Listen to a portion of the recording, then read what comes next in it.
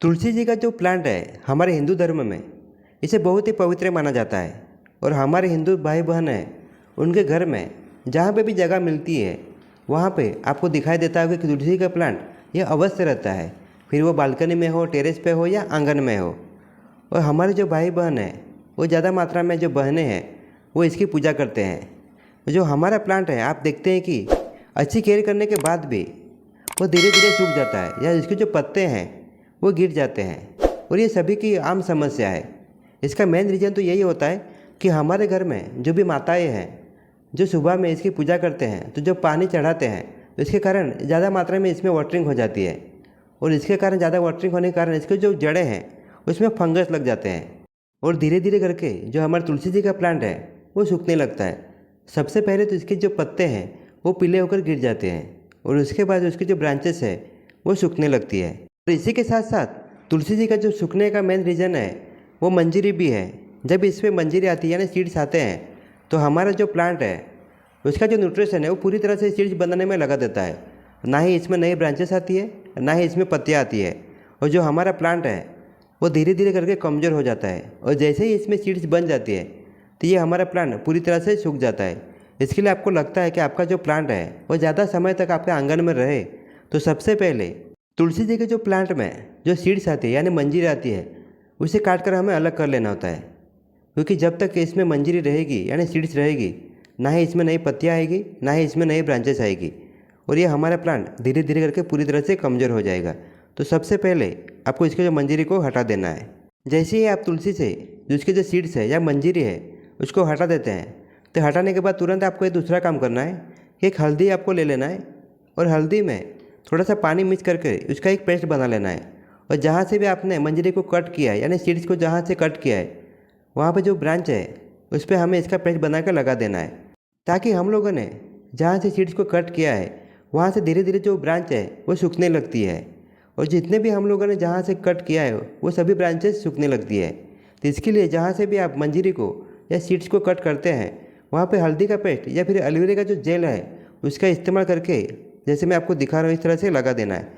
हमारे गार्डन में आपने जहाँ पे भी तुलसी जी का जो प्लांट लगा कर रखा है जब भी आप वाटरिंग करते हैं तो सबसे पहले आप चेक कर लीजिए कि इसकी जो मिट्टी है वो अगर 1 से 1.5 इंच तक पूरी तरह से सूखी हुई है उसके बाद ही वाटरिंग करिए। क्योंकि ये प्लांट ऐसा है कि इसे बहुत ही कम मात्रा में पानी की आवश्यकता होती है और इसके जो जड़ें हैं ये बहुत ही फास्ट फंगस पकड़ लेता है और इसके कारण ये हमारा प्लांट सूख जाता है। इसके लिए वाटरिंग करते वक्त आपको इस बात का ध्यान रखना है।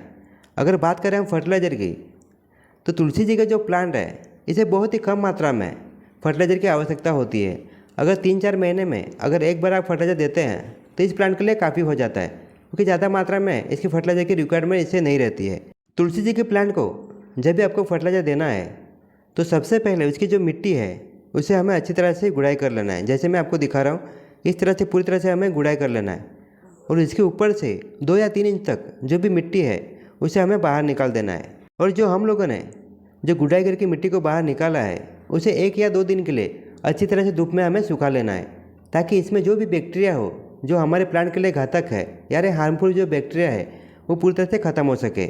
अगर आप चाहते हैं तो इसकी जगह पे आप नई मिट्टी का भी इस्तेमाल कर सकते हैं। सिर्फ जो भी नई मिट्टी आप लेते हैं तो आपको एक बात का ध्यान रखना है कि कोई भी गार्डन की या खेत की मिट्टी हमें नहीं लेना है जहाँ पे बड़े पेड़ रहते हैं। उस पेड़ के नीचे की जो मिट्टी है वो यूज नहीं हुई रहती है, उसी मिट्टी को हमें इस्तेमाल करना है। नहीं तो फिर दोस्तों जो हम लोगों ने गुड़ाई करके जिस मिट्टी को बाहर निकाला है उसी का हम वापस दोबारा इस्तेमाल करेंगे। तो आप देख सकते हैं इस मिट्टी को 2 दिन तक मैंने अच्छी तरह से धूप में सुखा दिया था और इसी मिट्टी में हम 1 मुट्ठी भर वर्मी कंपोस्ट का इस्तेमाल करेंगे। अगर आपके पास वर्मी कंपोस्ट नहीं है तब इसकी जगह पे जो गोबर की खाद है उसका आप इस्तेमाल कर सकते हैं। सिर्फ गोबर की खाद जब आप इस्तेमाल करते हैं तो आपको एक बात का ध्यान रखना है कि कम से कम गोबर की जो खाद है वो 6 महीने पुरानी होनी चाहिए। और इसी मिट्टी में जो हम दूसरी चीज़ मिलाएंगे वो है हल्दी। और जितना हो सके आपके घर पे जो हल्दी है उसका ही इस्तेमाल करिए, क्योंकि मार्केट में जो हल्दी मिलती है उसमें कम ज़्यादा मात्रा में मिलावट रहती है। हल्दी के पाउडर में एंटी बैक्टीरियल और एंटी फंगल के गुण रहते हैं। इसके कारण हमारे गमले में जो भी मिट्टी है उसमें जो भी हार्मफुल बैक्टीरिया है वो हल्दी के यूज करने से पूरी तरह से ख़त्म हो जाते हैं। और इसी के साथ साथ हल्दी के पाउडर का यूज करने से जो हमारे प्लांट की जड़ें हैं उसमें मजबूती आती है। इसके लिए गार्डनिंग में हल्दी के पाउडर का बहुत ज़्यादा मात्रा में इस्तेमाल होता है और जो मिट्टी हम लोगों ने बाहर निकाली थी उसमें वर्मी कंपोस्ट और हल्दी के पाउडर को मिक्स करने के बाद वापस हम लोगों ने गमले में भर लिया है। मिट्टी को अच्छी तरह से भरने के बाद हम इसमें वाटरिंग कर देंगे।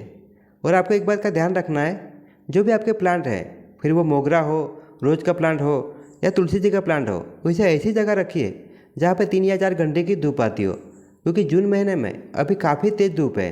इसके कारण आपके गार्डन में जो भी आउटडोर प्लांट हो, जो 7 या 8 घंटे की धूप में अच्छी तरह से दोस्तों सर्वाइव कर जाते हैं, उस प्लांट को भी अभी ऐसी जगह रखिए जहाँ पे 3 या 4 घंटे की धूप आती हो।